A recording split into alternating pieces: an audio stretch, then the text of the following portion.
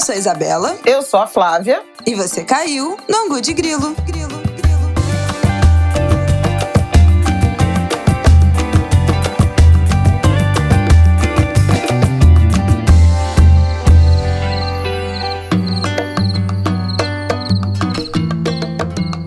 Oi, Angulers! Boa terça-feira pra vocês. Mais um episódio do Angu de Grilo no ar, episódio 162, nesse 22 de novembro. Hoje não estamos sozinhas, né, Flavião? Um episódio especial que estamos gravando pra vocês aqui. E aí, Flavião? Não, é gravação de milhões, né?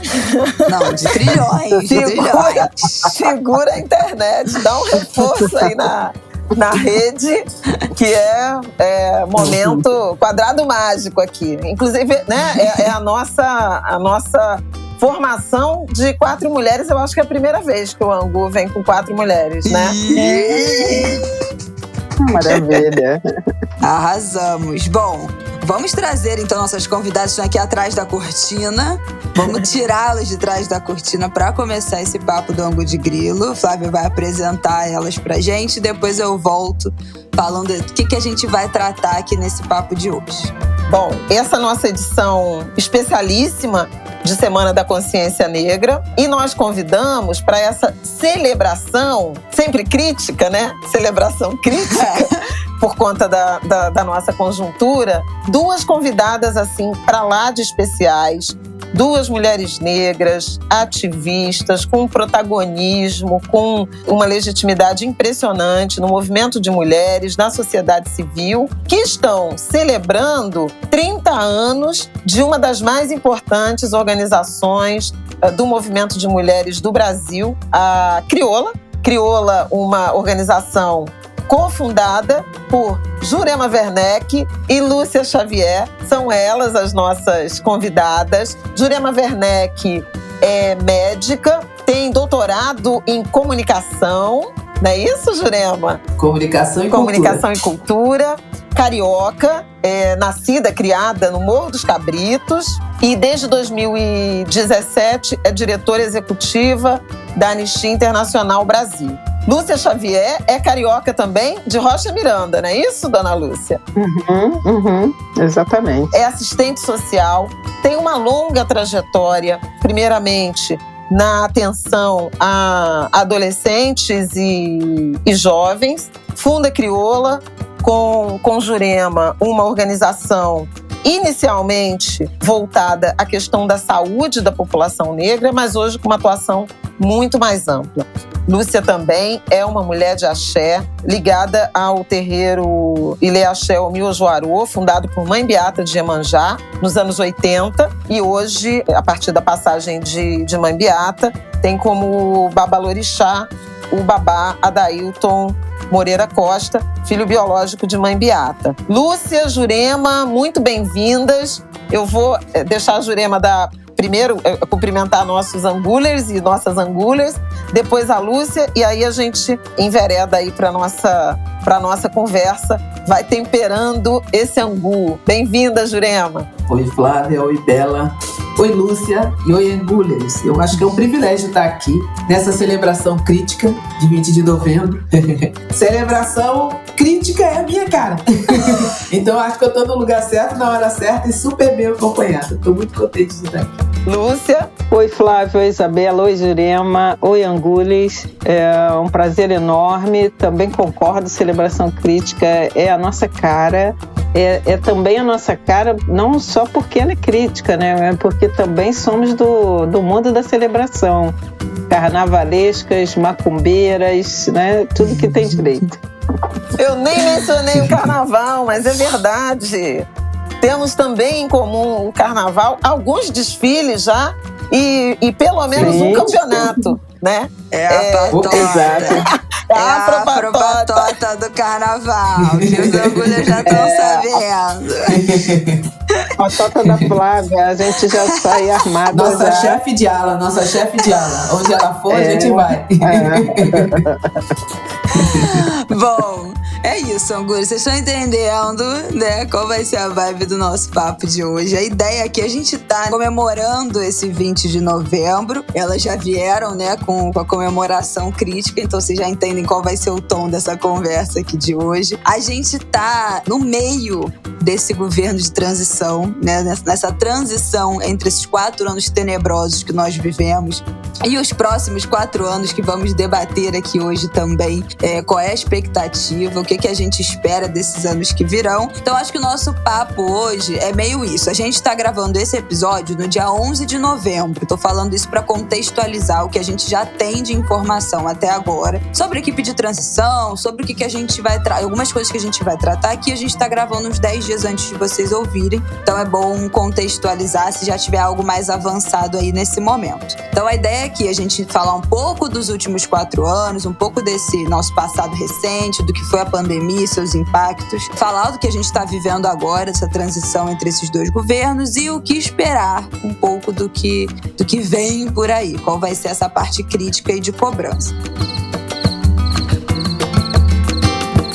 Pois é, você falou dos últimos 4 anos, mas eu queria fazer um corte, começando pela Lúcia, porque essa eleição também foi sobre uma espécie de refundação, né, ou defesa da democracia. E Crioula, assim como Gueledés, né, surgiram muito no espírito, na esteira da Constituição Cidadã, né, de 1988, e de uma busca por protagonismo político, né, na continuação da luta por direitos do povo negro. Então eu queria, antes da gente se debruçar sobre a conjuntura mais recente, ouvir das duas sobre essa avaliação dessas 3 décadas de Crioula, mais de 3 décadas do ativismo de vocês à luz de uma democracia. Nos despertou muita esperança, viveu alguns momentos, né, de arcabouço legal, de construção de cidadania e correu muito perigo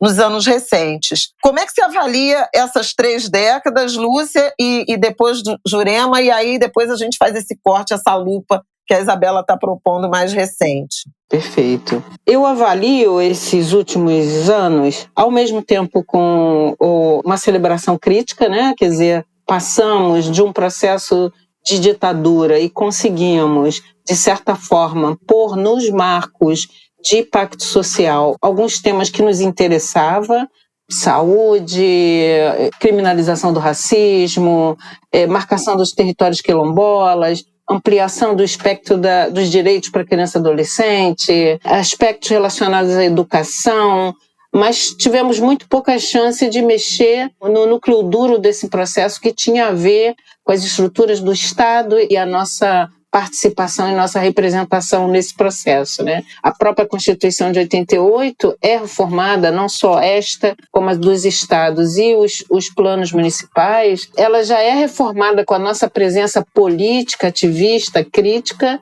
mas ela nos dá muito pouca chance de interferir nesse processo. Creio que esses anos, eles são de evolução de uma dada democracia que nunca foi vivida intensamente num país como o nosso, né? Ela sempre foi sonhada, mas nunca vivida. Então, esses 30 anos nos dá a chance, né, de pensar a sociedade civil, nos dá a chance de pensar as estruturas de Estado e também nos dá a chance de pensar como diferentes grupos podem interagir numa sociedade em conflito, uma sociedade violenta, uma sociedade que tem marcas como racismo, sexismo, LGBTQIA+, fobia e outras, né? E, sobretudo, uma sociedade cuja elite odeia o seu povo, né? Odeia esse grupo que dá sustentação. De todo modo, nós não podemos negar que são momentos de avanço profundo nessa sociedade, sobretudo para nós mulheres negras, né, que sempre dizem que nós somos a soma do movimento negro e do movimento feminista, mas nós somos um movimento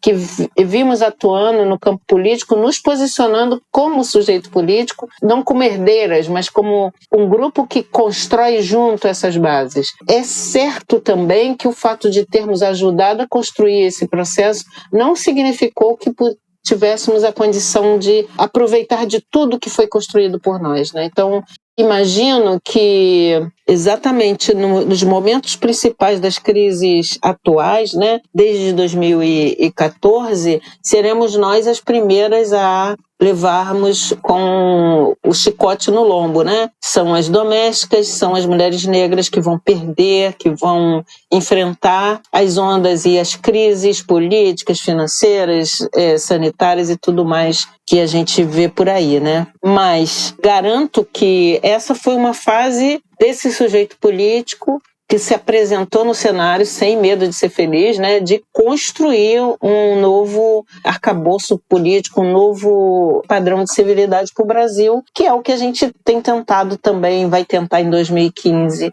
seguir nessa mesma linha, né? Chega, né? Senão não deixa o Jurema falar. Ótimo. Vamos ouvir a Jurema. E, Jurema, não sei se você quer dar um panorama a partir da ideia do Estado dos Direitos Humanos, né? Porque é curioso, a Constituição Cidadã muito se construiu do ponto de vista de arcabouço legal, mas a gente também atravessou muitos momentos de quase criminalização, né? Até da expressão direitos humanos, muita deturpação desse conceito. Avançamos ou não? Olha, eu quero lembrar que a Constituição brasileira, ela tem metade da idade da Declaração Universal dos Direitos Humanos, né? Ela tem metade da idade. A declaração foi uma iniciativa de uma parte da civilização humana em definir acordos mínimos para a gente habitar o planeta, né? A gente poder viver depois de genocídios. Foi um momento de graves genocídios que disseram, bora sentar aqui, bora conversar. E se desrespeitou o tempo todo, né? A Constituição de 88 foi outro momento assim, né? Aí já no Brasil, com maior participação de setores, né? Tivemos mulheres negras lá, tivemos indígenas lá, não maioria, mas tivemos. Lembrar que o Krenak foi lá por uma iniciativa popular, né? A representação indígena foi iniciativa popular. As domésticas montaram um grupo atuante em Brasília para poder influir, né? Mesmo assim, a gente só tomou trolha. O que eu quero dizer com isso? Né? Eu primeiro quero dizer que eu não opero nos marcos da democracia. Eu acho que a civilização humana é maior do que isso. Ou seja, e o que a gente reivindica não cabe nos marcos da democracia. A gente reivindica participar em igualdade de condições da humanidade. Isso é uma luta que começou antes da gente ficar discutindo a democracia grega ou a democracia essa brasileira, né? A democracia grega, você sabe, não é a grega, né? A democracia grega inventada, né? Que as elites ocidentais se estabeleceram como marco de democracia, entre aspas. Então não é nesse marco. A nossa reivindicação é poder participar da humanidade, não é? E o que eu vejo, cada ponto que foi assinalado, tanto por Lúcia quanto para você, eu vejo essa nossa caminhada pisando em pedras, né? Pisando em pedras. Às vezes elas são tão grandes que elas são barreiras, elas são difíceis de escalar. Às vezes elas são tão pequenas que cortam o nosso pé. São as pedras que a gente pisa. E algumas delas a gente pega e joga na cara do nosso oponente, não é? É essa caminhada. A Constituição, às vezes, é essa pedra. Às vezes, sabe, essa que a gente joga na cara do nosso oponente. Sai da frente, porque eu quero entrar na civilização humana, como é a Declaração de Direitos Humanos. Aí isso explica porque essas coisas têm sido atacadas e criminalizadas, não é? A gente vive, nos últimos 4 anos, reivindicar o que está na Constituição ou nos direitos humanos é colocado na chave bizonha de comunismo, né? Assim, entende? É essa tentativa de continuar reafirmando que a gente não cabe na humanidade, né? Que não há lugar para nós na humanidade. E a gente continua enfrentando essa pedra, pisando nessa pedra, escalando essa pedra e tacando a pedra quando é necessário. E a gente vai continuar assim, porque essa disputa, tem hora que a gente avança, tem hora que a gente retrocede, tem hora que a gente ganha e a gente perde. Essa disputa não cessará no período da minha vida, não é? Porque o tempo histórico da minha existência é curtinho, né? As mulheres negras começaram muito antes de mim e tudo indica que vai levar mais tempo para a gente ter essa experiência, que alguns chamam de democrática, eu só chamo de humanidade. De humanidade.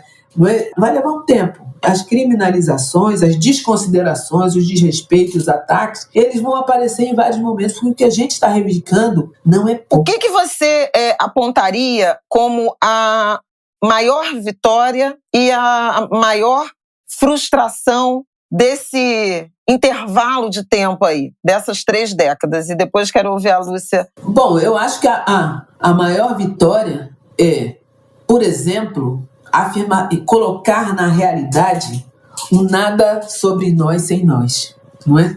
Colocar na realidade. Isso é a maior vitória, mas também é a maior derrota. Está nesse exato momento em que a gente está dizendo isso de novo, não é? Como eu estou dizendo, não existe uma estabilidade entre maior vitória e maior derrota. Ela vem e ela é confrontada ao mesmo tempo, porque o racismo é um sistema gigantesco, né? Então ela vem e a gente é confrontado ao mesmo tempo. É uma grande vitória, é uma grande derrota. Porque a grande vitória é a grande derrota.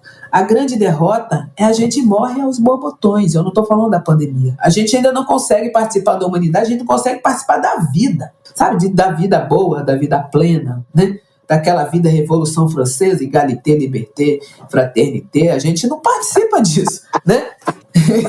Lúcia tá rindo, mas a gente não participa, sabe? Isso é uma grande derrota.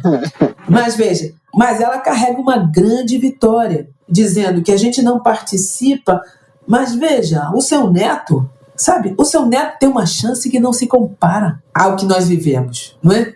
A gente se movimenta para largar a chance. A gente ter visto, olha, vou falar uma coisa que é pessoal de vocês ou nossa aqui, ter visto essa menina 2 minutos atrás tocando pandeiro aqui, numa plenitude, numa alegria, sabe? Isso é uma grande vitória. Isso é uma grande vitória. Qual é o lugar do menino negro nessa humanidade? Ele entra e diz, é meu lugar, sabe? Ele é herdeiro dessa possibilidade, entendeu? Essas são as grandes vitórias, não é? Somos todas, né? Somos todas herdeiras, exatamente, né? A sobrevivência, né? E até a capacidade hoje de mulheres como nós carnavalizarmos, né? É uma baita vitória. Lúcia, o que você apontaria? Eu sigo na mesma linha da Jurema e para afirmar justamente essa última definição dela, né, do que seu neto herda, né? Então, nós estamos diante de 3 gerações e cada uma teve um intervalo de investimento para poder superar as adversidades, né? Então, eu tenho 63 anos. Quando eu entrei na universidade, eu tinha 21. Isso quer dizer que aquilo que conseguíamos produzir coletivamente, individualmente, para adiantar um pouco mais a vida da próxima geração, você da Isabela de Martin, já é um resultado de um esforço, claro, nada sobre nós sem nós, mas muito do nós investindo nesse processo, né? Se eu olhar a geração da minha mãe, foram mais de 100 anos para poder sair daquele processo e engendrar uma nova forma de esperança, uma nova forma de possibilidade de vida. Então, eu acho que esses tempos encurtaram. Efetivamente, eles não se traduzem nesta humanidade plena, nessas perspectivas da igualdade, da fraternidade, da solidariedade, mas elas indicam que, mesmo sem eles, nós faremos. Nós não faremos por causa da liberdade, da igualdade e da fraternidade, mas faremos por nós, olhando aquilo que herdamos como princípio, como processo político, né? Por isso esse tempo também vai diminuindo entre uma geração e outra, né? Sob o meu ponto de vista, 2 coisas me soam como derrota, eu chamaria ainda como preocupação. A primeira preocupação tem a ver... Aliás, a primeira não me soa como preocupação, é a realidade. Você ter essa quantidade de pessoas mortas em todos os campos da vida, né? Mesmo hoje, você celebra os 70 anos de alguém, mas nesse meio eu com 40 anos já tinha fotos com muitas pessoas mortas. Então, isso significa que esse genocídio, ele é tão profundo. O que eu escuto é que as pessoas querem que a gente fique feliz com o que tem, entendeu? Mas, na verdade, ele é muito profundo. Essa é uma derrota. Nós não conseguimos avançar em diferentes espaços, em diferentes tempos, para evitar o encarceramento, essa mortalidade, essa violência. E cada vez mais ela é uma preocupação para mim, né? Quando se encerra o diálogo, quando se encerra a possibilidade de negociação, a violência cresce muito mais, exatamente para evitar que a gente siga negociando, né? E a minha outra preocupação tem a ver com as escolhas políticas que teremos que fazer. Sob o meu ponto de vista, a outra frase, o outro slogan não pode ficar para trás. Nós não podemos deixar ninguém para trás, porque é muito fácil ver no contexto político atual, eu chamaria aqui uma massa de pessoas que estão perdendo, que estão encarceradas, sem formação educacional, mutiladas, debilitadas, sem saúde, sem capacidade de trabalho, de entrar no mercado de trabalho protegido, e a gente não pode deixar essas pessoas para trás, porque é muito fácil empurrar quem já está na beirinha do escorrega, entendeu? Mas fazer a pessoa subir a escada para poder escorregar está muito mais difícil, né? Você tem jovens hoje com 21 anos que não estão com mais capacidade para entrar no mercado de trabalho, mesmo quando alcançam um nível de escolaridade mínima, né? Então é bastante preocupante esse contexto, e eu acho que ele é resultado dessa contraposição a qualquer ponte, a qualquer pacto que nos faça tão humanas quanto a gente deseja, né? Quanto a gente luta. Ai, gente, eu queria ficar só aqui, ó, paradinha, ouvindo esta conversa entre vocês. Mas vou perguntar também. Falamos até aqui, então, né, dessas 3 décadas que até nos avanços também muita coisa ficou pelo caminho, né, deixou a desejar. Já nas nossas críticas aos governos que a gente, hoje em dia, tem um olhar quase saudoso, né, depois desses 4 anos tenebrosos que a gente viveu, a gente está voltando a gente teve 2 semanas, 10 dias de um retorno a alguma normalidade, de conseguir pelo menos conversar, né, uma coisa mais tratável. E parece, né, às vezes parece que foi muito melhor do que realmente foi, né, porque a população negra e indígena também ficou para trás. E eu queria perguntar, então, para vocês, desses últimos 4 anos de governo Bolsonaro, porque eu acho que a gente tem uma percepção de que os governos Lula e Dilma foram muito melhores, às vezes, do que eles realmente foram, especialmente quando a gente fala de população negra e encarceramento, especialmente. E, às vezes, eu acho que a gente tem uma percepção, a gente tinha um medo, na verdade, de que não fosse ser tão ruim assim. É impossível que o governo Bolsonaro vá conseguir fazer tão mal ao país em só 4 anos. Nesse momento, em 2018, eu acho que a gente ainda duvidava que era possível que tanta desgraça acontecesse dentro desses 4 anos. Eu já vi, eu acho que foi pior do que a gente esperava. Vou te interromper só, até por também uma percepção. Também não tinha a perspectiva da pandemia, elite, né? Que também agravou muito. Mas a pandemia alcançaria qualquer governo. Eu acho que havia, nesse momento de 2018, uma percepção, algo até entre o arrogante e o alienado das elites política e econômica do Brasil em relação a ser possível botar o guiso no gato. Não entenderam que o enfrentamento ali era da ordem da extrema-direita, né? E não aquele nosso habitual ambiente de acordos, né? E de manutenção dos privilégios, sobretudo para esses grupos, para esses escolhidos. Então, eu concordo contigo que talvez houvesse uma percepção de que não seria tão ruim, mas principalmente dos grupos que historicamente estiveram no poder. Não sei se elas concordam com isso, mas porque mulheres foram para a rua, mulheres negras foram para a rua, né? Indígenas já estavam alertando.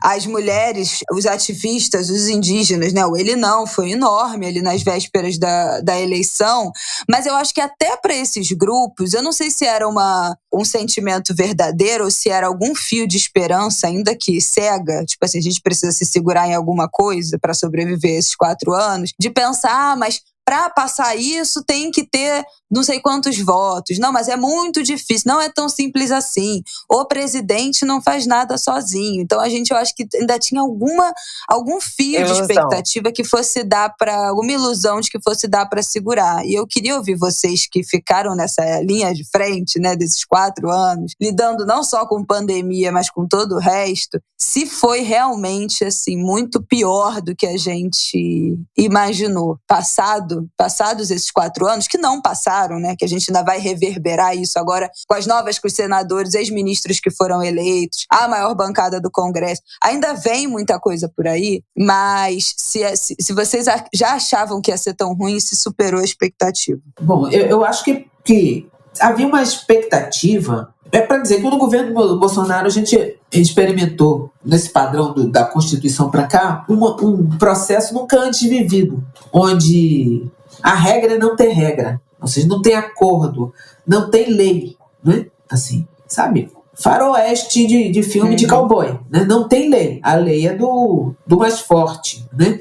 E o mais forte nessa lógica miliciana, né? O mais forte aglutinado pelas armas, pela pilhagem, a lógica bandeirante, né? Que produz invasões e genocídios. É isso, né? A gente pensou que os bandeirantes tinham ficado só nos monumentos lá em São Paulo, sabe? Não foi uma ilusão. Isso era um novo, né? Era um impensável. Eu uso muito essa ideia do neobandeirante, né?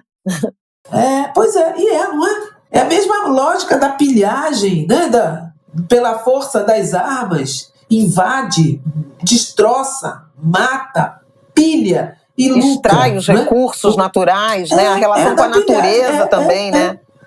E a natureza que somos nós, quer dizer, entendeu? Isso era o impensável, né? Isso era impensável, de fato. Não havia, na experiência dessa geração, esse balizador, né? É claro que Trump, Orbán, Modi na Índia, o Erdogan, né? Eles também quebraram regras, né? Mas da mesma forma como lá nesses países, aqui também a gente imaginava que alguma coisa ia funcionar. Alguma instituição ia funcionar. Alguma coisa, mesmo se não for uma instituição, por exemplo, porque nós mulheres negras, eu acho, né, que as instituições funcionam para quem pilha, né? Claro. Seja os neobandeirantes, seja isso que vocês estão chamando de elite, que é esses brancos super ricos, entendeu? Que não estão nem aí. Se não fosse a pandemia trazendo algum grau de vulnerabilidade para eles teriam vivido confortável com o Bolsonaro, porque eles lucraram. Flávia possa me corrigir que ela entende melhor de economia do que eu, quer dizer, eu não entendo nada. Mas não me pareceu que aqueles ricos ficaram pobres, né? Muito pelo contrário. Então Bolsonaro não era problema para eles, porque eles não vivem eles vivem num mundo que essas regras não importam, né? Eles vivem, né? É como Elon Musk, né? Ele faz o que quer, o que quer, na hora que quer. Essa gente vive assim. Se não fosse o vírus que chegou na casa deles, matou a empregada doméstica, né? A parente de vocês aqui no Rio de Janeiro, né? Matou assim. Mas se não fosse isso, ter oferecido um grau de vulnerabilidade, não teria nenhum problema para eles. Para nós, a gente sabia que instituição não existia. Pô, tem 50 mil homicídios por ano. Que instituição que funciona aqui? Terceira maior população carcerária. Que instituição funciona aqui? E o menino está preso por poucas gramas de maconha. Que instituição que funciona aqui? Esses que chamam de neném, ou que o pessoal, os coleguinhas lá da Flávia na Globo estavam chamando a baixa renda, porque isso virou uma categoria lá na Globo News, né? A baixa renda. Esses daí, eles existem e são milhões. Que instituição que funciona? Não funciona. A gente não tinha ilusão em relação a... É claro que tem um pessoalzinho de esquerda aí que acha que dava, né? Mas a gente não é dessas, né? A gente vem de outro extrato, né? Então não era uma questão de funcionar, mas é porque essa quebra de qualquer paradigma civilizatório, esse retorno, sabe, da pilhagem dos bandeirantes, isso a gente não esperava. Não era visível, não era imaginável. Eu não tinha repertório para imaginar. Assim, eu tinha repertório para entender que Bolsonaro era um cara medíocre, ele era fascista, ele era nazista, mas ele já era desde a vereança. Né? Ele já era conhecido. Mas que ia se juntar em torno dele uma articulação que para mim era invisível, tão potente assim, tão destrutiva assim, isso para mim eu não tinha pensado, né? Eu não tinha pensado, e é verdade, eu concordo com você, Isabela. O governo Dilma foi uma tragédia, né? Foi uma tragédia. Só para dar um exemplo, Belo Monte. Quem foi a Altamira sabe o que significa Belo Monte até hoje. Tem criança sendo torturada. Se tornou uma das maiores taxas de homicídio do Brasil. E isso, criança sendo torturada e sofrendo hoje por aquela decisão tomada. Uma ideia que saiu da cabeça do Lula e da Dilma, e eles fizeram passando por cima de gente, né? Não foi passando por cima de ideologia, não foi de gente, de pessoas. Então não foi bom não, né? A Dilma se deu o trabalho de acabar com a CPI, que já não era grande coisa, acabou com a CPI, gente. E já era uma porcaria a existência dela.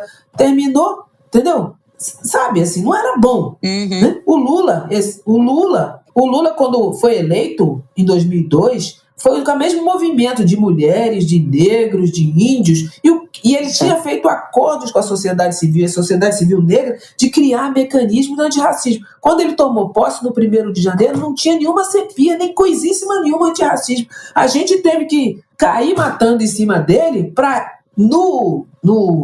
que dia de março, não me lembro mais, o dia de luta contra o racismo? 21 de março, ele instituía a CPI, mas foi luta todo dia, porque ele era um traidor. Entendeu? Ele foi chamado de traidor no dia 1º de janeiro, percebe? Então eu não estou aqui dizendo que foi bom, Lula, foi bom. E olha que eu participei do tal do conselhão dele lá. Eu vi o que ele era capaz. Não estou dizendo que foi bom, mas tinha um jogo a ser jogado, tinha uma regra, tinha uma disputa. Agora, com os bandeirantes, com a arma e com o genocídio, o que a gente tem é outra coisa. E a gente não tinha ferramenta. Pelo menos é assim que eu sinto. Lúcia.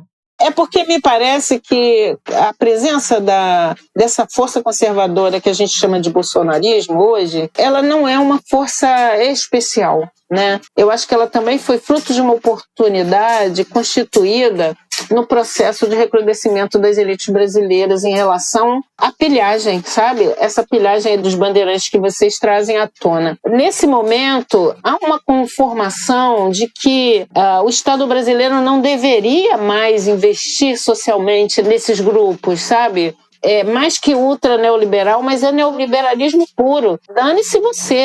O único direito a ser garantido é o de ir e vir. Ir de casa para o cemitério, cemitério para o céu, entendeu? Não havia aí um projeto para incorporação política desses grupos como estava proposto em 2003. Porque quando o PT assume o governo em 2003, o projeto era velho, mas existia um projeto. Essa ampliação do acesso às massas ao consumo já era pontuado desde 89, né? Mas o que você vê? Você vê uma perspectiva que é de desenhar para as classes trabalhadoras a ideia de acesso ao alimento, né? A Jurema, eu faço coautoria com ela num texto onde ela define o que os governos petistas fizeram, quais os 2 grupos mais investidos na sociedade brasileira, as mulheres negras com Bolsa Família e os jovens empresários com recursos para criarem novos nichos de mercado e de ampliarem as suas empresas. Eles ganharam bilhões em relação a isso e nós ficamos lá com as Bolsas Famílias, com aquele preço irrisório que não dá para sustentar ninguém, né? Mas o que eu estou querendo dizer é que quando chega 2014, nós temos 2 coisas que não podemos deixar de levar em consideração. Primeiro, a quebra do marco do Plano Nacional de Direitos Humanos.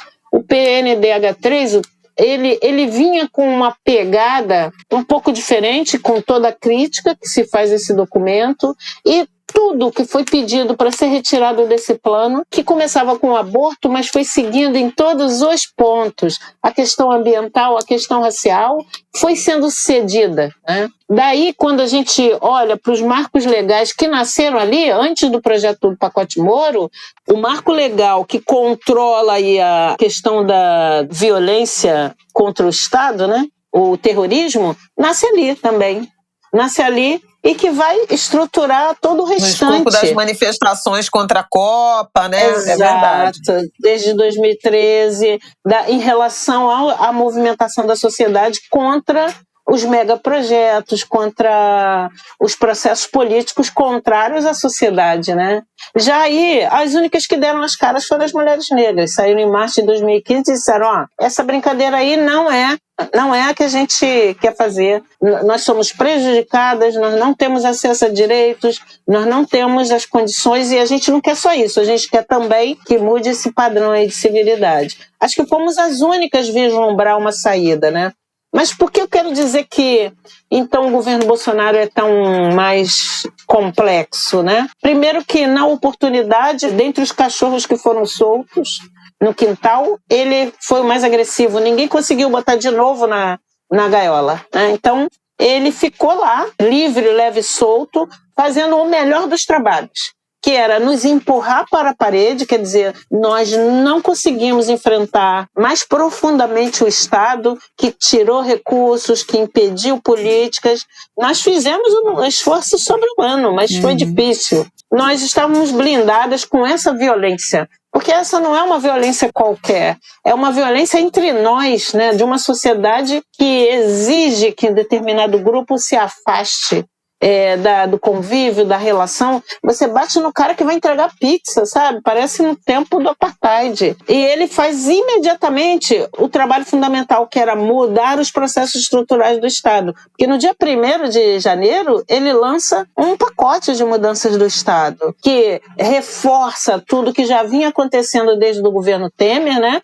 Pelo qual o Lula também responde até hoje, né? Ele consolida o que o governo Temer faz e amplia a capacidade de retirar do Estado os recursos produzidos pela sociedade contra a sociedade. Então, ele teve essa facilidade porque já era assim que o processo vinha acontecendo. Do Collor, Fernando Henrique, o próprio Itamar, a própria Dilma, o próprio Lula, né? Isso não quer dizer que a gente não reconheça a capacidade que este projeto político teve em transformar algumas coisas nesse país. Mas é necessário ter a crítica profunda porque não deixou uma base política suficiente para que a sociedade pudesse reagir. Ao contrário, amarrou a sociedade, né? Impediu que a sociedade pudesse responder por si os seus interesses, as suas dimensões, né? Em que pese que eu acho que nesse período, quando você fez uma pergunta anterior, né, do que era bom, que era ruim, eu fiquei pensando, uma das piores situações que vivemos foi não poder se contrapor a um projeto que a gente mesmo construiu, sabe? Você reconhecer, a minha filha é legal, mas ela roubou, sabe? Uma coisa assim. O que eu estou chamando aqui a atenção? É que diferentes processos dos movimentos e de grupos já viam que os marcos de um projeto libertário, de um projeto de fortalecimento da sociedade, de participação da sociedade, estava sendo perdido. Já viam que vinha ruindo, né? Já vi, o pacto tinha ruído. Já ia mais... Isso, mas nós não paramos esse processo, sabe? Acho que a gente não botou o dedo na ferida suficiente. Eu não falo isso contra as mulheres negras, não, porque elas foram as únicas que fizeram isso. Mas todos os acordos, todas as possibilidades de um dia ele vai acertar, um dia esse governo vai ficar bom, né? Ajudou muito nessa interação do governo Bolsonaro, que, diga-se de passagem, é a representação do que essa elite deseja para esse país, né? Vou propor um corte aqui, que isso que você está falando é muito importante à luz do processo eleitoral de 2022, de novos acordos, de um novo posicionamento que eu vejo emergir, inclusive na sociedade civil organizada. A gente está aqui há 2 semanas, né, do resultado da eleição, e a gente já vê uma postura mais, digamos assim, um tensionamento maior. Não está só o mercado ali fazendo a sua queda de braço. Tem outras quedas de braço em andamento, em que pese o fato de que nem todas estão visíveis, né, escancaradas do ponto de vista midiático. Mas eu quero botar essa discussão numa gaveta para daqui a pouco, porque eu queria trazer um pouco de celebração para o nosso... Até agora só a crítica. Não. A celebração ainda não chegou, tá? Vai chegar. Valeu, não, é porque... Valeu zumbi, né? Não, primeiro porque tudo que a gente ouviu aqui até agora, né, é uma sabedoria uma consciência e uma consistência, né? Inclusive com muita objetividade, que é para ser celebrada. Quer dizer, vocês estão pensando que a gente está sendo enganada, né? Quando você ia com o milho, eu já vinha com a farinha, e isso é para ser celebrado. Essa inteligência política dessas duas mulheres que estão sendo entrevistadas aqui hoje, Angulers. Prestem atenção nisso, porque isso é muito importante. Porque quem está ouvindo pode dizer assim, elas são contra tudo e contra todos. Repara que isso aqui não é só sobre isso, não é personalíssimo. São figuras que assistiram de posições privilegiadas, em alguma medida, né? 4 décadas de movimento social, de tensionamento, de tentativa de construção de política pública, de vitórias nesse campo e de derrotas ou frustrações absolutamente desnecessárias por descumprimento de compromissos com quem se acreditou que representaria esse campo, dos negros, das mulheres, dos movimentos sociais. Então, assim, eu acho super importante fazer essa demarcação aqui, né, para se entender o tanto que se queria, o tanto que se pactuou, o tanto que se esperava e o tanto que foi frustrado esse processo e o quanto essa frustração ajudou a produzir o que a gente viveu nesses últimos 4 anos. Então, muitas pontas ficaram soltas. E o que Jurema e Lúcia estão falando é que algumas ficaram soltas não por ingenuidade, não exatamente por incompetência. Ficaram soltas por decisões deliberadas e escolhas de se comprometer com um grupo e não com outros. Então, assim, eu quero celebrar isso, essa inteligência política, essa compreensão de vocês e essa aula, essa pedagogia que os Angulers estão tendo acesso nesse momento. No entanto, eu queria adicionar alguns elementos que são objetivamente de celebrações, ainda que no precário, mas de celebrações. A escala do Bolsa Família, do programa de transferência de renda, desse papel da assistência social com condicionalidades, a lei de cotas, né? O acesso por cotas a universidades e depois a lei de cotas. Em alguma medida, a própria PEC das domésticas e a entrada em vigor, embora seja uma legislação importante, mas não inteiramente cumprida. Hoje ainda 2/3 das domésticas não têm carteira assinada e a gente já caminha para uma década, né, da PEC. A própria lei de ensino, de obrigatoriedade do ensino, de história e cultura afro-brasileira e indígena, né, e africana. Então, assim, algumas ações do campo da saúde, a partir, inclusive, da Constituição, do SUS, do Mais Médicos, do programa de AIDS, são ações que responderam a pressões dessa sociedade civil que vocês mencionaram, né?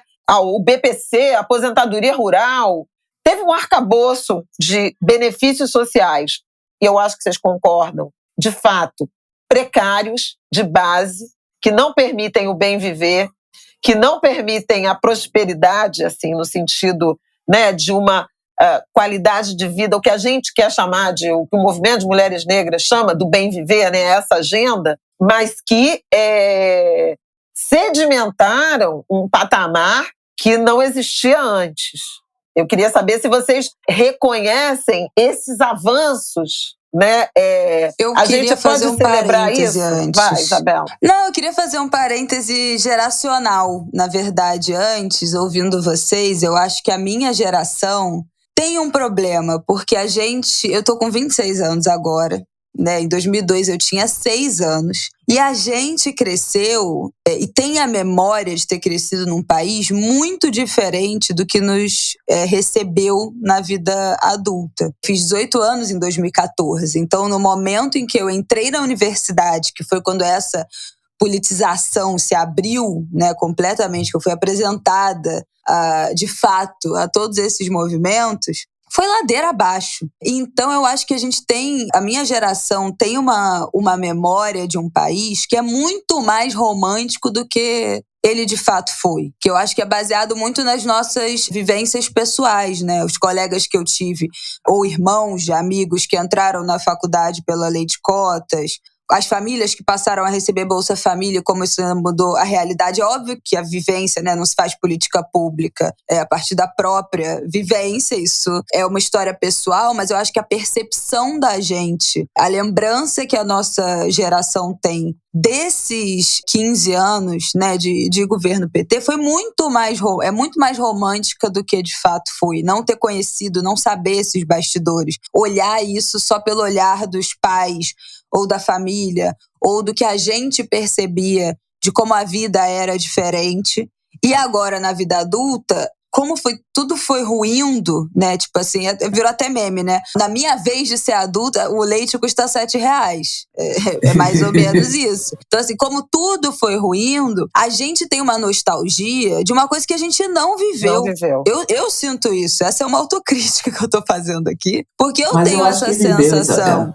É uma coisa assim... Pô, me parece, né? É uma lembrança que eu não tenho de que o país era muito melhor. E eu acho que era melhor. Mas com um tom de uma romantização que eu acho que é um dos fatores que perpetua, né? E que a gente já falou aqui no Ângulo de Grilo várias vezes, que é inacreditável, né? Que o Lula seja a nossa única opção aos 77 anos. Então, talvez esse romantismo, né, pouco crítico, essa transformação que de fato ocorreu, eu acho que cega um pouco, eu acho que impossibilita, além, né, do racismo, tudo que vocês falaram, de outros quadros. Eu me vejo nesse lugar e eu tento me segurar, assim. E eu queria fazer esse parêntese, porque eu acho que vários ouvintes agora podem estar até com raiva, do tipo, mas tinha isso, mas tinha aquilo, mas era muito melhor.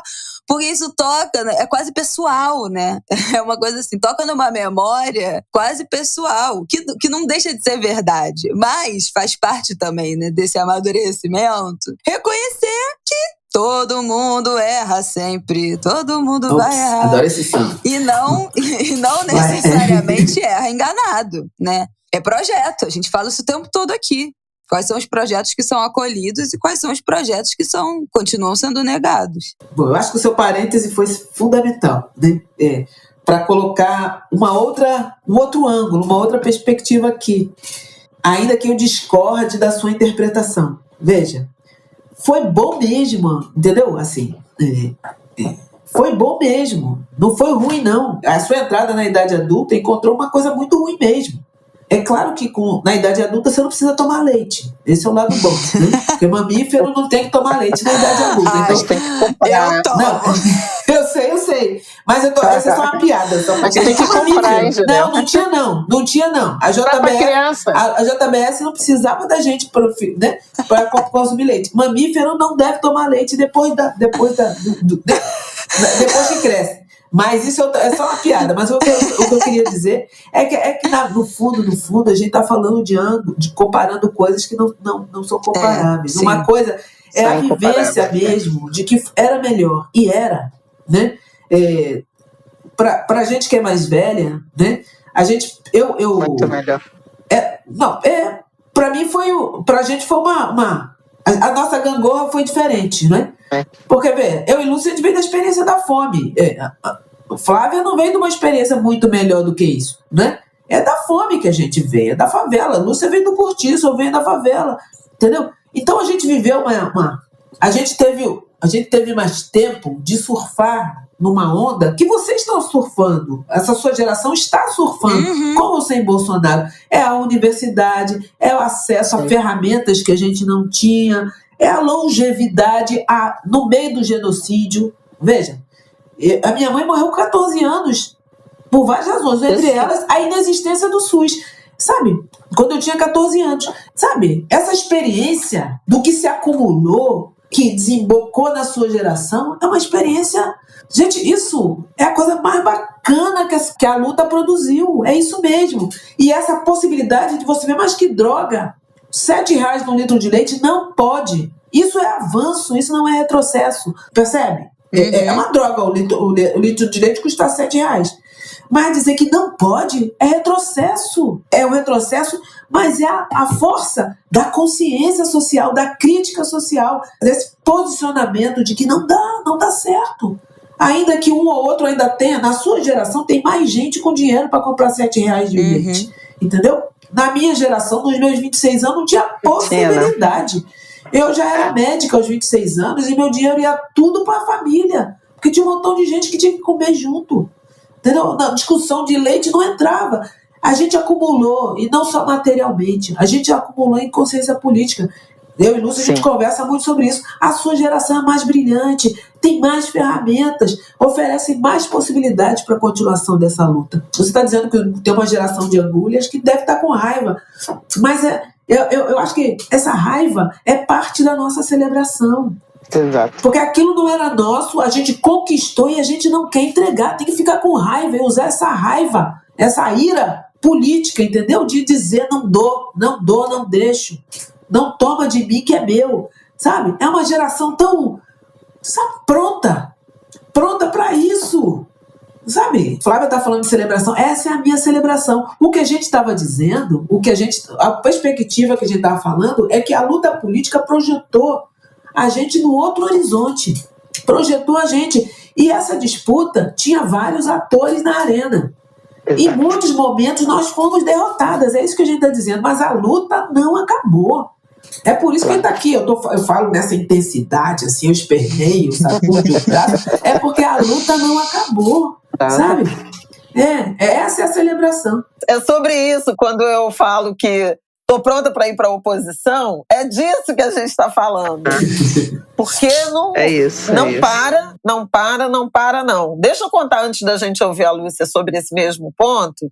Se a Jurema já acabou, não sei se eu te interrompi. Não interrompa, não. Você estava celebrando com a Isabela a geração dela, entendeu? Porque eu acho que isso é um ganho que a gente tem. Entendeu? E não é para eles ficarem com raiva da gente. É para entenderem que o que a gente sonhou é isso mesmo. O que essas gerações anteriores projetaram era mais. E houve derrotas. E essas derrotas frustram. Derrotas por escolhas pactuadas, né? E que foram rompidos, pactos rompidos. Essa ingenuidade que as gerações anteriores não têm nem pode ter. E que a gente precisa eu acho que a minha geração ainda tem. Gente precisa emprestar uma certa malícia a vocês. Exato. Né? Exatamente. Então é sobre, né, adicionar malícia. Eu quero contar uma história antes de passar para a Lúcia. A gente vai estourar esse anguler aqui, acho que esse angu vai ser o maior de tudo, porque ainda tem muito Vamos botar mais meia hora aí de deadline, que, pelo amor de Deus. Mas é que eu queria contar um episódio, né? Eu tirei uns poucos dias de férias, fui a Bahia, fui a Salvador e fui a Cachoeira, a cidade que a minha mãe nasceu, minha linhagem materna toda de Cachoeira, no Recôncavo, para fazer uma fala na Universidade Federal do Recôncavo.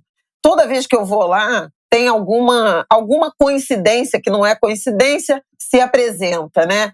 E eu ia fazer uma fala na universidade, que era sobre juventude, acabei falando de uma experiência muito pessoal desses ciclos, um ciclo de praticamente 7 anos, da descoberta da nossa ancestralidade balanta, a primeira ida à cachoeira, o encontro com Mãe Beata e a gente descobrir nosso parentesco, a primeira ida à cachoeira com a Isabela e o tanto que a gente descobriu sobre a nossa família. E agora esse retorno, em que eu achava que não tinha surpresa nenhuma, fui por acaso convidada para fazer uma visita à Casa das Mulheres de Axé do Recôncavo Baiano, um memorial que está sendo montado, e elas estão recolhendo materiais e tal. E eu comentei sobre o meu avô, que era um ferreiro da cidade, e aí ela falou assim, eu recebi um instrumento do seu avô, vamos lá em cima que eu quero te mostrar. Eu acho que eu nem contei isso para Isabela ainda, então ela está ouvindo também. Não, você só me mandou uma foto, ela só jogou uma foto. Exatamente. Assim. As explicações eu não tive. A Lacorô, do terreiro de Lobanecum, que é uma ferramenta de Ogum, chama Ogum para guerra. E aí ela falou, né? você bate no ferro, né? Não, e você invoca o Ogum batendo os dois ferros. Você invoca ele, chama ele para vir a Era um deles. Era um dos ferros que foi cedido. E eu falei, gente, quando ela me explicou isso, eu falei, não é possível. Eu achei que tinha acabado. Sabe assim? Achei que podia relaxar. E foi metafórico. Daquele momento, porque depois eu começo a acompanhar o noticiário, aí as disputas continuadas, e eu acho que se aplica inteiramente a essa nossa conversa aqui, amorosa, de celebração de uma vitória, mas de um chamado para uma luta que é permanente. Então, assim, minha ancestralidade vai lá e diz: o instrumento é esse aqui. É para chamar para a guerra. Não acabou, para evocar. Não acabou. Metafórica descansa aí um metafisicamente, a legenda é a luta continua. Pega e volta, em outros termos, vai ter luta, total, né? Pega e volta. Voltei lá no terreiro, no território da ancestralidade, para ouvir que volta. Volta, e eu querida. acho que é disso, minhas amigas, minhas irmãs, que a gente que vocês estão falando, que a gente está falando aqui para essa jovem e para as jovens angulhas que nos ouvem, Lúcia. Sim, eu acho que você fechou perfeitamente esse processo, né? Porque quando a gente olha com crítica esse passado, nós estamos olhando não necessariamente para o Lula, para a Dilma, para fulano, para Beltrano, nós estamos olhando para o contexto da sociedade brasileira e do Estado brasileiro e como esses grupos sociais se articularam, e inclusive aqueles que nos convidaram a fazer parte de uma ação política que nos levaria a ter igualdade, a ter melhores condições de vida, né? Então, eu geralmente costumo dizer, quando eu estou com muita raiva, que a esquerda tem uma parte dos brancos, que são a esquerda, que eles não têm poder junto aos outros brancos. Então, eles nos convidam a fazer parte de um movimento que é para mudar a sociedade, que é para mudar o Estado. E na hora que a gente topa, nós vamos e eles dizem, bom, mas é só até aqui, porque eu sigo o branco, né? Então, todo combinado fica de lado. Eu quero dizer que, e olha que eu sou uma mulher pessimista, hein? Eu quero dizer que eu sempre tenho essa fala, uma fala recorrente sobre as domésticas, que levaram 100 anos para trazer a minha geração até onde foi, e nós levamos muito menos tempo para chegar onde chegamos, mas nós não chegamos na altura do que desejávamos. Isso tem que ficar claro para todo mundo. Nós não desejávamos meia dúzia de gato pingado na universidade, meia dúzia de gente sem trabalho, recebendo um salário que não é adequado à sua vida, esses milhões de pessoas passando fome, esses milhões de pessoas morrendo. Nós não escolhemos isso. Em que pese que as nossas vidas pessoais mudaram, isso não foi a nossa escolha, nós apostamos muito mais do que isso. Nós não apostamos 10 anos de cotas nas universidades, nós apostamos a presença da população negra nas universidades, nós somos a maioria, nós construímos parte desse patrimônio aqui e a gente quer gozar desse patrimônio construído. E acho mais do que isso, né? A nossa ação não foi para botar um pretinho no não sei da onde, um pretinho no posto tal. A nossa ação é para participação desse projeto de nação, construção desse Estado, tomada de decisão nos processos da sociedade, né? O dia que branco deixar você dizer para ele para onde ele vai, está resolvendo a nossa vida, mas até agora isso não ocorre. Então, a nossa crítica é de que as forças políticas, na medida que se movimentam nesse tabuleiro aí, nesse jogo, muitas vezes os acordos são deixados de lado e nos devolvem coisas menores do que a gente pediu. Mas nós estamos dizendo que estamos jogando, nós estamos na parada, nós estamos na luta, nós queremos entrar no processo e mesmo do lado de fora a gente joga o tempo inteiro. E eu acho que essa que é a questão, sabe? Eu acho que a metáfora, a metafísica do Ogum e sua ferramenta tem uma outra perspectiva, que é, eu acho que Ogum é um exemplo disso, né? Não é o conforto não é de estar parado numa determinada condição material. O conforto é partir para realizar, partir para conquistar, partir para as lutas que são necessárias. A mensagem da crítica, eu acho que, e da raiva, né, para falar com usar o termo que a Isabela trouxe dessa geração, é que o bom não é a realidade. Porque enquanto houver racismo é um sistema. Não vai ser bom. O bom é o engajamento na luta. O bom é isso. Você encontra horizonte maior do que o que você pode enxergar até ali. Você encontra propósito. Você encontra comunidades. E comunidades no vertical e no horizontal. Não é assim? É esse que é o bom. Não vai ter conforto para uma pessoa negra. Não tem. Eu acho que essa transição da idade adulta, da geração da Isabela, que é a mesma transição que a gente passou, é a gente descobrir que não tem saída pequena. Senão a luta. No caminho, a nossa porta aberta é essa. E é bom, entendeu? Eu posso espinafrar, botar o dedo na cara das pessoas, eu já fui dessa, agora eu não sou mais, né? Educadíssimo. Eu garanto, é uma lei agora. Todas. Eu posso fazer essas coisas todas, mas é bom. É bom, entendeu? No período que me coube de vida, eu estou fazendo aquilo para que eu fui feita. Veja bem, olha, eu fui feita para isso. Eu me chamo Jurema, estou trazendo aqui para a dimensão do pessoal. Eu me chamo Jurema, gente. Foi uma cabocla Jurema, que eu ia ter um troço, um piripaque quando eu nasci. Lá no Morro dos Cabritos, chamou meu pai, a cabocla Jurema disse que salvou a minha vida. E ele mudou o nome escolhido pela minha mãe e me deu esse. E eu cresci entendendo, aprendendo o que era uma cabocla Jurema, e era basicamente uma guerreira. Eu fui feita para isso. Eu não sou religiosa, mas veja, não é uma questão religiosa, é uma questão metafísica, é metafórica. Eu fui feita para isso. Eu aprendi o repertório de feminilidade que eu aprendi, o repertório de negritude que eu fui forjada era esse, da guerreira.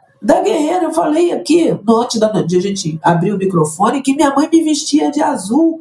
E porque tinha lá ela dizia, quando eu perguntava, era por que azul? Eu aprendi a gostar de azul, mas por que azul? Ela dizia que era a cor preferida dela. Meu irmão disse que era por conta de Oxóssi. Eu não sei, mas seja, eu estou dizendo que as heranças foram nos forjando, entendeu? Eu fui feita para isso. Então, de certa forma, o que eu estou dizendo para a juventude anguler, e não tem só a juventude, porque eu sou anguler também, tenho essa idade. Mas a juventude anguler é que essa herança é boa. Essa herança é boa. Aproveite essa raiva mesmo. A gente quer isso mesmo. Vocês foram feitas para isso. Foram feitos para isso. É isso que a gente espera. E não estou dizendo a gente, eu, na minha idade. É quem veio antes, é isso que a gente espera. E é isso que o Martin espera, entendeu? É isso que os filhos do Martin esperam, entendeu? É isso, é bom. Isso dá a gente um lugar nesse mundo, né? No mundo que queria tirar a gente daqui, a gente põe o pé e a gente realiza. Sabe, a celebração, meu 20 de novembro, é esse, a gente realiza. Cortaram 7 vezes a cabeça de Zumbi. Sabe? Quem era o Zumbi mesmo? Tem essa narrativa. Cortaram 7 vezes a cabeça dele e a cabeça nasceu de novo. Mataram o Quilombo do Iguaçu, não é?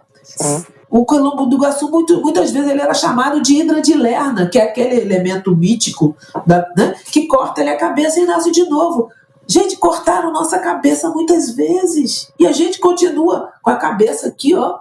No alto ainda dá beijinho no ombro. A gente vai qualquer coisa. É esse tipo de... Ai, minha vontade de acabar aqui o programa. Que eu não quero fazer nenhuma outra pergunta para quebrar esse clima. Mas vamos fazer, né, Flávia? Não, vamos fazer. Não, porque eu acho que tem 2 temas que são importantes para a gente trazer aqui nessa reta final. O primeiro é a pandemia. Né?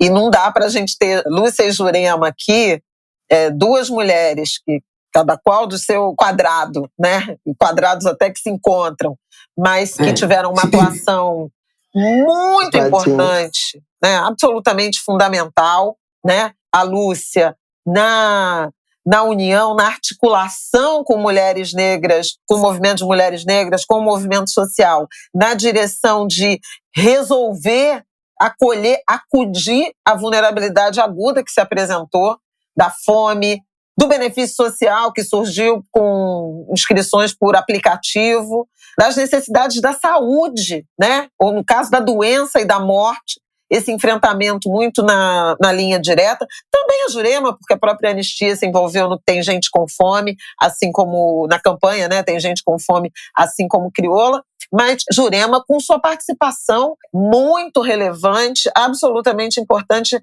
na CPI da Covid, né? A partir dos estudos, das estimativas, das análises profundas sobre o excesso de morte, uma contribuição da sociedade civil, do mundo acadêmico também, que ajudou a provar, né, o quão homicida, né, foi o governo brasileiro no enfrentamento à pandemia. Então, eu acho que a gente precisa falar disso e depois dessa transição a partir do resultado da eleição. Lúcia, quer começar sobre pandemia?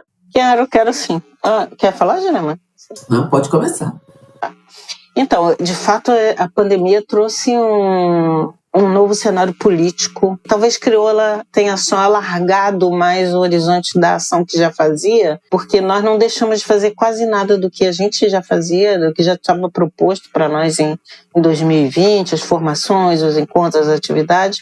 Mas a pandemia trouxe para nós novos desafios, né? Ela praticamente nos fez costurar diferentes processos que a gente entendia que eram necessários e também invocar as organizações para pensar as saídas dessas crises a partir de direitos humanos, levando em consideração as condições da população negra e das mulheres negras, né?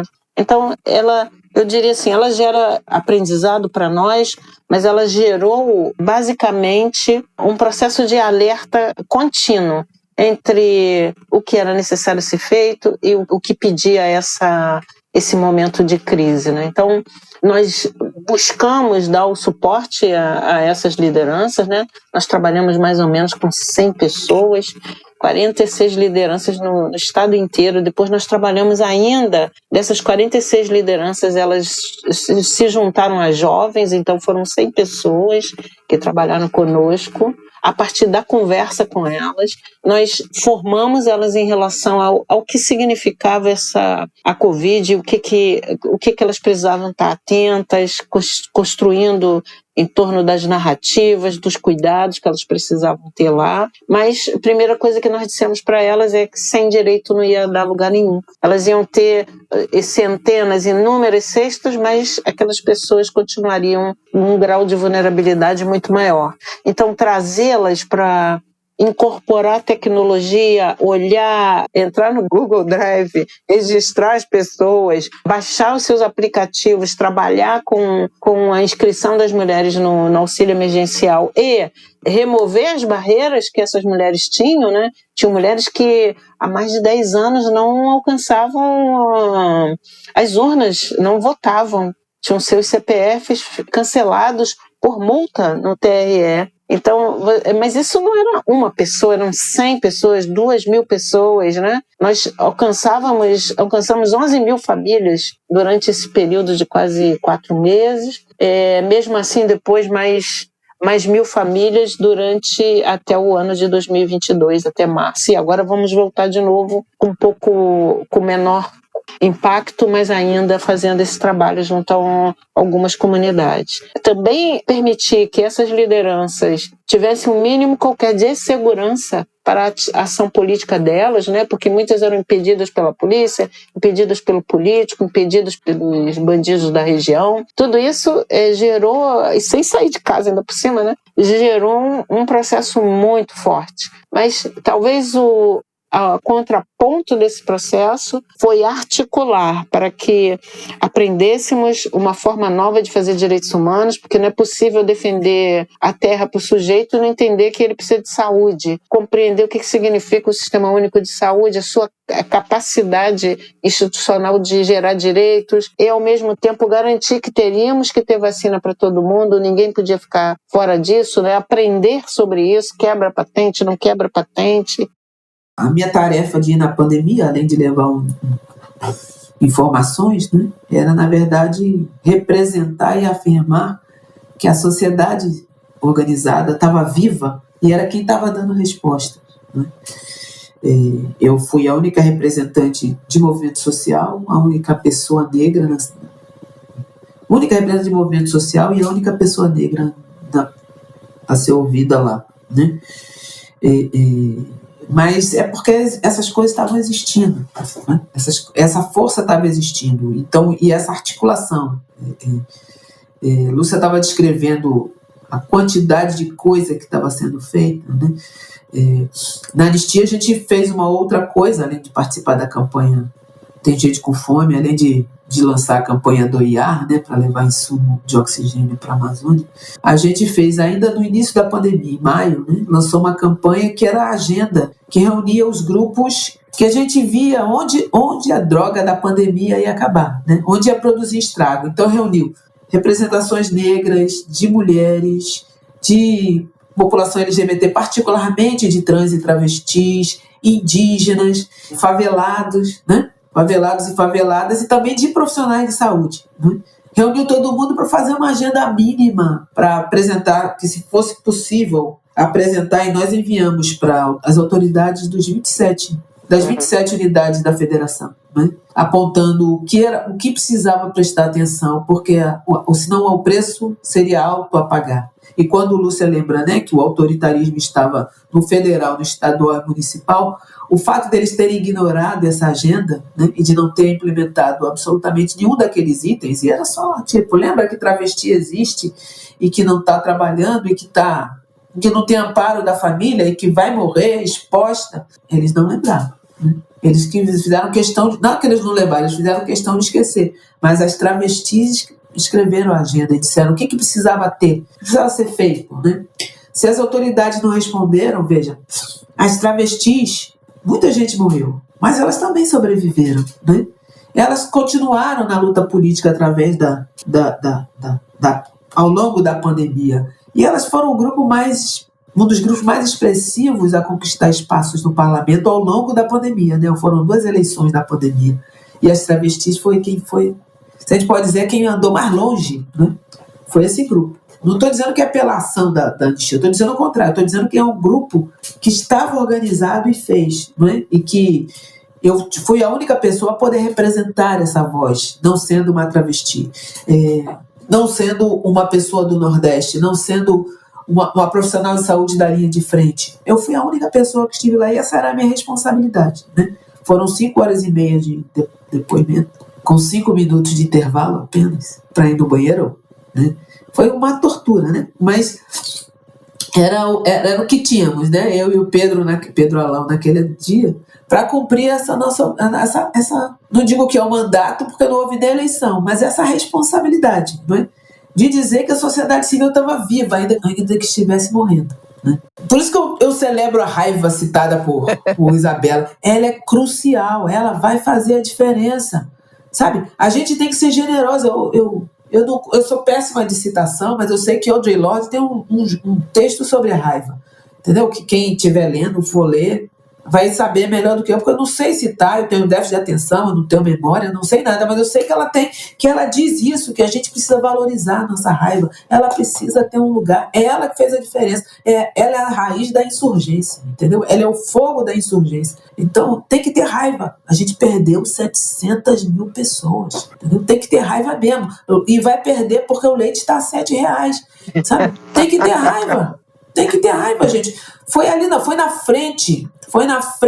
Eu só descobri outro dia que foi em frente ao escritório da Anistia que as pessoas disputaram ossos no caminhão. Na Glória. Pois é, em frente à Anistia, gente. Como é que é possível, sabe? É muita coisa ruim, tem que ter raiva. Só tem raiva quem tem esse coração generoso de enxergar um futuro melhor. Tem que ter raiva, porque o tal do mercado, que é esse clubinho de homens brancos que ganha dinheiro de qualquer jeito, eles não estão com raiva. Elon Musk não está com raiva, sabe? Eles estão nadando de braçada. Tem que ter raiva. A raiva é muito bem-vinda. É muito bem-vinda. Mas tem que ter diversão também. Balizar, né? Gente, bom final eu vou agora. deixar Eu vou deixar aqui embaixo esse discurso da Audre Lorde, já achei aqui. Chama Os Usos da Raiva, Mulheres Respondendo ao Racismo. Vai estar aqui na nossa sinopse do episódio.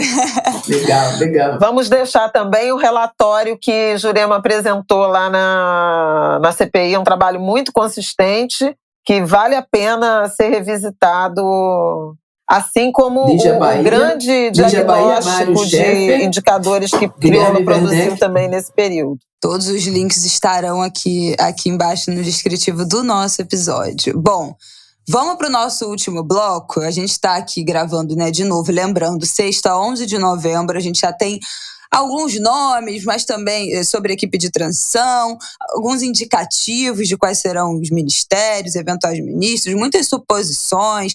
Já tem nota falando que essas listas que a gente tem até agora não são oficiais, então tem ainda muita suposição sobre esses nomes de transição, mas já tem algumas pessoas confirmadas, pessoas negras, pessoas de movimentos sociais, pessoas da Coalizão Negra por Direitos. E aí eu queria, dentro de tudo que a gente falou aqui, nesse viés muito crítico, eu acho que começa um pouco a se desenhar algo de diferente do que vivemos, mas desde essa semana, já com algumas críticas que já começam a aparecer de um excesso de sudestinos, de ainda falta de mulheres, né, em secretarias, dos nomes que já foram cogitados, né, na equipe de economia, equipe de educação, equipe de saúde, ainda só os nomes de homens foram soltados, homens brancos, a maioria. Já começou essa disputa, que tanto já falamos aqui, já tinha começado e já se intensificou aqui nesse momento. E eu queria ouvir de vocês, eu não sei se é expectativa a palavra, mas o que se espera, o que ainda tem para se disputar, que disputa é essa que começa agora, de novo, dentro dos campos, né, da lei, jogando minimamente dentro da lei, né, dentro do que a gente falou, do que impensável que aconteceu nesses últimos 4 anos, volta-se um pouco a um estado de normalidade, e dentro desse estado de normalidade ainda há muito racismo. Então, como é que a gente começa esse 2020? A normalidade é essa, né?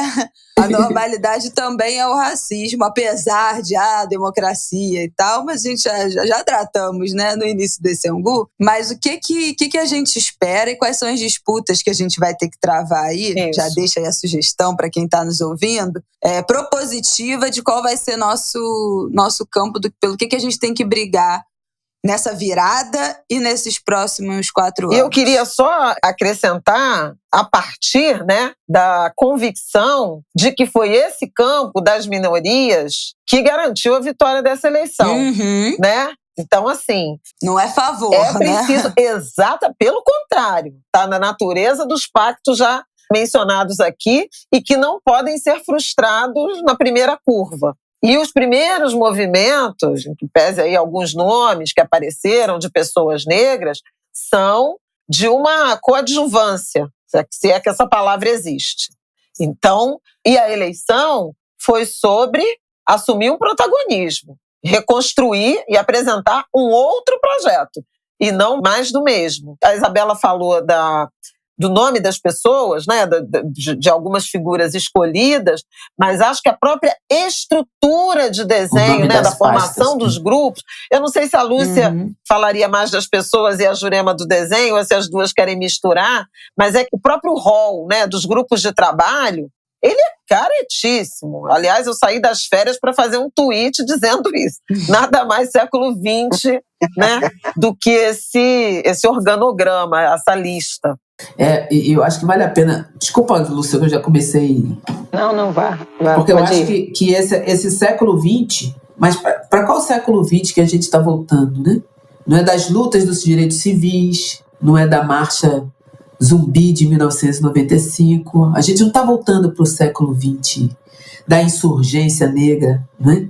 Da insurgência indígena, da insurgência popular que disputou a Constituição pau a pau e fez o empate, né? Porque a Constituição tem coisas ruins também, mas tem coisas boas.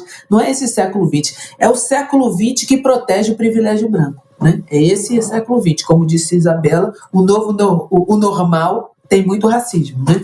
Então a estrutura, essa caretice, na verdade, é um lugar... é a gavetinha que protege o privilégio branco. Porque o voto disse que tinha que ser diferente. O voto disse que a estrutura que o Estado e do Estado do governo tinha que funcionar de outro jeito para funcionar para nós que definimos a eleição. Que não é ter a pasta da indústria e comércio, mas a principal pasta é da centralidade daquelas populações que precisam participar da nação.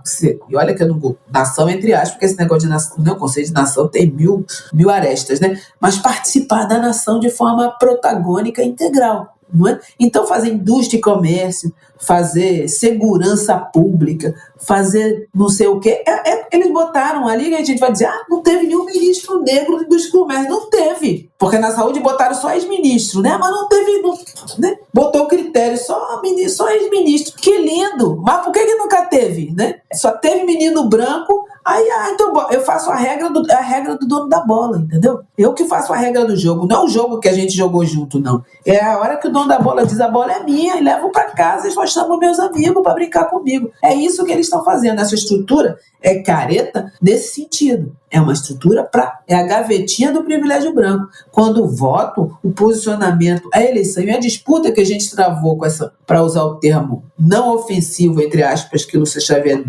colocou, né, da elite da esquerda, a gente, antes da eleição, a gente estava travando com eles. Quando ele chamou eles para vir para a rua, porque a gente estava lá, chamou eles para fazerem as coisas, e eles devolveram dizendo que vocês que estão na rua, vocês estão aí propagando um tal de identitarismo, lembra?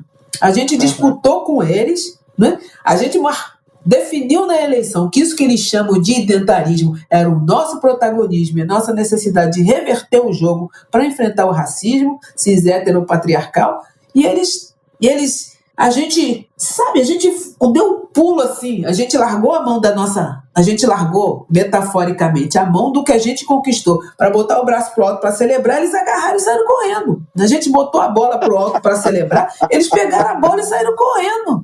E agora a gente tá correndo atrás deles dizendo que a bola é minha, porque foi o que eles fizeram. Sabe? A gente tava lá com a mão pro alto porque ele tava celebrando e eles roubaram a bola da gente. Agora a gente tem que tomar de volta, não pode deixar não.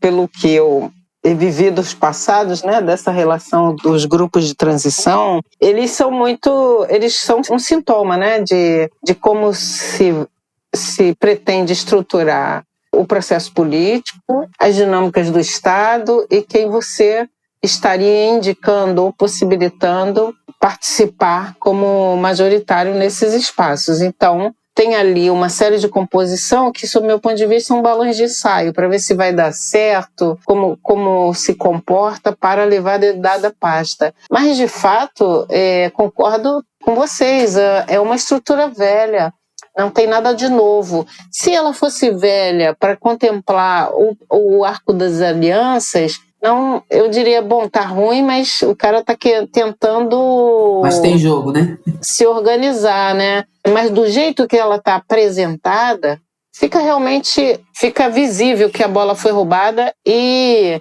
que possivelmente tá furada, Jurema, não tá só roubada. Que pode devolver, mas ela vai estar furada, né?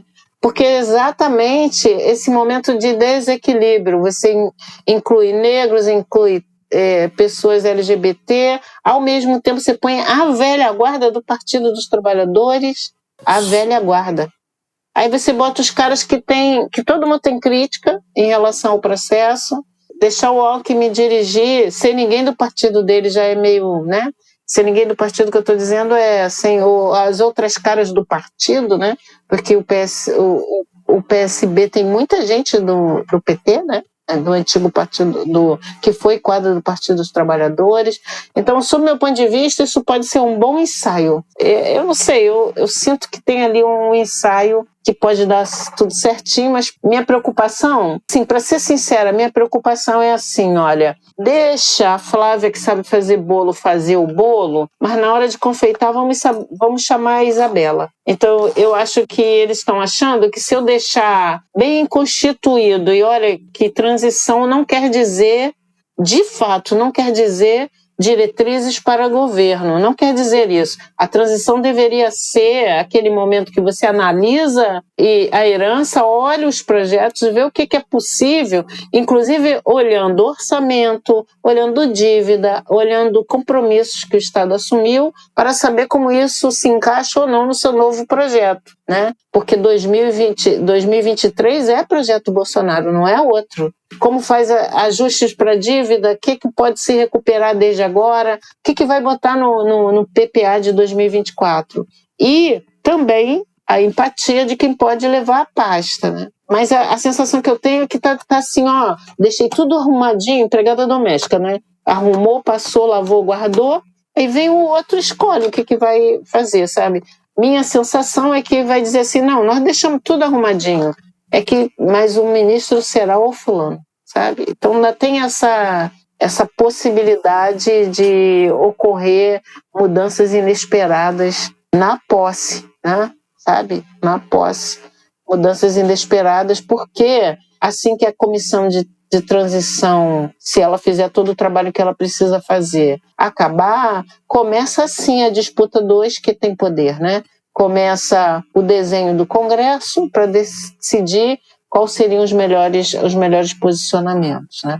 E aí, nesse sentido, uma coisa que me chamou a atenção, pode ser que eu tenha perdido, é esse debate entre direitos humanos e justiça, né? Esse é o debate mais complexo. As polícias ficam aonde? A segurança fica aonde nesse debate, né? Se fica na justiça, se fica na polícia, se vai virar um ministério. Essa é a coisa que mais me... Pois é, porque está a justiça e segurança pública outro e direitos grupo, humanos como outro grupo. E aí tem muita reflexão sobre isso, né? Porque acaba que a justiça, ela monopoliza e você não tem o debate sobre, por exemplo, as polícias, a política de segurança pública propriamente, e isso dissociado de direitos humanos também é esquisito, né? Agora, o Ministério da Segurança Pública não dá não, né?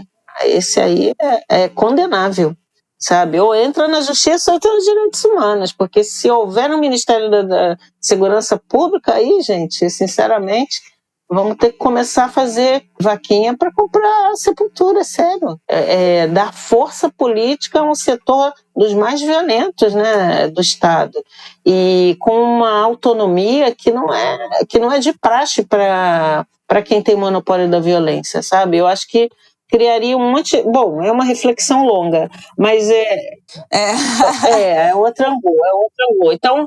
Então eu chamaria atenção a isso, eu chamaria atenção de que é uma estrutura velha, que não está nítido que de fato o governo Lula irá reorganizar. Será que ele está recuperando o programa de governo do PT de 89, trazendo aí o consumo em massa, a estrutura de políticas fechadinhas como educação e saúde, com pouca, né, capilaridade para olhar as dimensões econômicas, né? Que tipo de política de desenvolvimento ele vai trazer. Depois, a própria composição, se a composição vai sair do grupo de transição mesmo, ou se ela só vai chancelar as ideias, as diretrizes, e o que de fato ele vai fazer com essa herança, sabe? O que é o orçamento para 2023, quais são as políticas e compromissos do Estado brasileiro que ele precisará arcar, o que ele vai impedir de dar seguimento aí no próximo compromisso do governo, né, em termos de recursos, as dívidas, né, porque o cara que já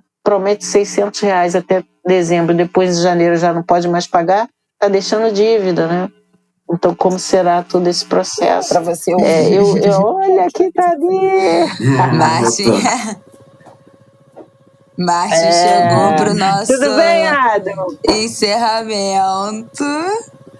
O nosso encaminhamento para o nisso, final. Oi, filho. Falar nisso, a gente tem que fazer um podcast com o Adam, né? Para discussão sobre racismo religioso. O cara é foda no negócio.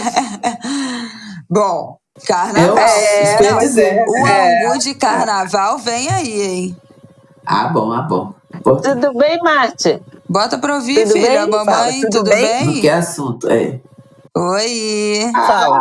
Oi, tudo bem? Tudo bem, mamãe. Mamãe. Quem tá aqui? tia Lúcia, Oi. tia Jurema. A tia Tia Jurema. Jurema. Bota aqui para você poder ouvir o que eles estão falando. Oi, tia Jurema. Fala, oi, tia Lúcia. Oi, Marte. Oi, bebê. Tia Lúcia falando. Fala, oi, tia Lúcia. Essa daqui é a tia Lúcia. Eu trouxe Ele você é para lindo. você tocar o pandeiro. Pro nosso encerramento, a gente queria pedir para vocês duas darem aqui, falarem, citarem uma pessoa para que vocês reverenciam, que vocês gostariam de. Alô, Oi, filho! mamãe. Mamãe. Que Pode vocês falar, gostariam ela de tá ouvindo, é enaltecer nessa semana, nesse 20 de novembro. E indicar qualquer coisa que vocês quiserem. Um álbum, uma música, um filme, um livro. Pode ter a ver com o nosso assunto, pode não ter. Mas uma pessoa e uma indicação. Quem começa? Lúcia. Começa aí, Jurema. Não, ainda nem peguei a parada. Não, olha, eu ao longo desses últimos 30 anos eu tenho enaltecido Lúcia Xavier, né? Que é uma das mentes mais brilhantes que há nesse país, né? Uma profundidade, uma experiência. Então eu acho que é sempre bom enaltecer. E o Marte, né? Que tá aqui fazendo sucesso, né? Eu vou silenciar você tá o falando... Marte. Pra Jurema conseguir falar. Deixa ele. É bom. E eu acho que uma coisa... Eu sempre acho que as pessoas têm que ouvir, ter olhos de ouvir a música negra, o samba, né? O samba.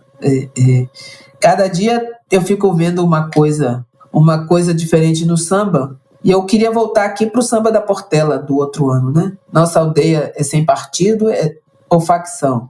Não tem bispo nem se curva ao capitão, não é? E a gente disse a que veio, né? Não foi só a Portela, né? Fomos todas e todos nós. Eu acho que eu quero enaltecer a gente, né? Que faz samba, que faz luta e que não abre mão de levar a barra mais adiante. 20 de novembro é isso, né? Dizer que a luta continua no melhor sentido, com dança, com raiva, com tudo que tem direito, mas a luta continua. Quero enaltecer tudo isso. É isso. Oba! Lúcia, você? Bom, eu, vou ser obrigada a puxar o saco delas, porque elas são realmente fantásticas, né? Então, eu enalteceria, nesse 20 de novembro, duas mulheres que eu acho que, nesse período mais complexo que nós vivemos, teve um papel preponderante. E por que eu estou dizendo que elas tiveram um papel preponderante na discussão e na defesa dos direitos da população negra, especialmente das mulheres negras? Porque elas foram basicamente porta-vozes dos nossos anseios, dos nossos interesses, das nossas perspectivas. E eu falo isso a partir da minha própria experiência de vida, dos lugares que eu ando, que eu falo, que sempre alguém dizia, eu vi a Flávia Oliveira falando isso, eu vi Jurema, jogou duro. Né, falando aquilo, né? Então, muitas vezes eu recebia assim no zap, olha não sei o que a Jurema está falando, olha não sei aonde que Flávia está falando. Então, quer dizer que eu acho que vocês conseguiram reverberar para a nossa própria comunidade essa força. O seu último angu e o seu debate com o Maioli foi algo assim... Redentor. Foi redentor. As pessoas me ligavam e diziam, você viu o que a Flávia falou? Não sei aonde eu vi, tá bom? Não Eu sei recebi umas 50 vezes cópia. aquele zap, gente. Todo mundo, Nossa, toda hora. eu também. Caiu várias. no zap total. Toda vez. Maior viralização da história, imagino. não só do angu, da minha história inteira. Mas não é, sabe assim, é quando a pessoa diz, tá vendo essa pessoa aqui? É da minha família, tá vendo como é que ela não deixa passar nada? Porque podia ter dúvida, mas naquele dia ela disseram, ela não deixa passar nada, né? Então é isso. E um pouco também quando eu falo essa coisa da Jurema, não só pelo nosso tempo de amizade, de trabalho em conjunto, de aprendizado e tal, é uma fala que toda vez que ocorre, as pessoas também me trazem esse feedback, né? elas dizem assim, ainda bem que a Jurema estava lá para nos defender. Então, é isso, eu não teria dúvida que a Jurema estaria lá para nos defender, mas as pessoas saberem que vocês estão em determinados processos para fazer essa nossa defesa, de fato precisa ser enaltecido, né? É claro, a gente faz sempre aquelas ideias das homenagens, tal, mas é bom saber que, assim, eu me orgulho de saber que vocês estão, assim, no primeiro momento de reconhecimento da luta política contra o racismo, as pessoas lembram de vocês. Isso é muito, muito, muito significante, sabe? Assim, muito... Meus amores. E eu reverencio vocês, crioulas. Obrigada. Crioulas da nossa vida. Obrigada. Parabéns por serem esse exemplo de inspiração, de luta permanente, de engajamento, de inconformismo, de raiva e de esperança ao mesmo tempo. Obrigada. Muito obrigada por participarem do nosso almoço. Já que a Jurema falou de samba, eu vou chamar o nosso pandeirista aqui. Vem, Martin, tocar o pandeiro. Aí que ele vem. Quero ver qual vai ser a música que ele vai cantar. Qual que você vai cantar? Qual é a música? Que eu ponho exige igualdade? Campo de... Quer tocar e segurar o microfone? Não, quer ouvir, quer tudo ao mesmo tempo. Esse cara é profissional. Não é assim. Tira o fone. O campo de crioulo. Vai. Tira o fone do computador, que aí ele ouve a gente. É porque o áudio fica ruim. Vai lá. Fica ruim. Canta aí. Vai. Tá ouvindo a mamãe? Tá ouvindo. Tá ouvindo? Então vamos lá. No campo.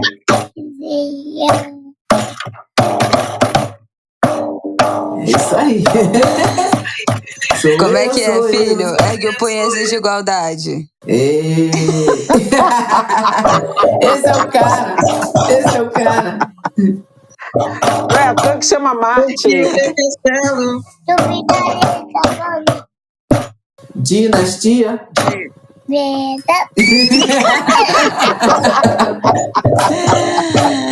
Bom, com isso. Bota o fone de novo, mãe, pra despedir. Mas tá falando com a mamãe de novo. Quer falar com a mamãe de novo? Gente, tem noção, essa criança não tem nem 2 anos e fala desse jeito. Você tá vendo o bom trabalho que você tá fazendo, né? Tá vendo? É isso. Já toca pandeiro. Não, uma coisa impressionante. Tchau, galera. Fala. Valeu. Angulhas, muito obrigada por esse episódio, porque todo mundo que ouviu até aqui. Agradecer a Lúcia e a Jurema por estarem com a gente nessa edição especialíssima do Ângulo de Grilo. Mais um episódio histórico aqui. Aguardo vocês comentando esse episódio lá no Instagram, compartilhando, lá na nossa comunidade do Twitter. Aqui embaixo estarão todos os links da Anistia, de Crioula, tudo que a gente citou aqui vai estar na sinopse do episódio para vocês espalharem por aí. E é isso, gente.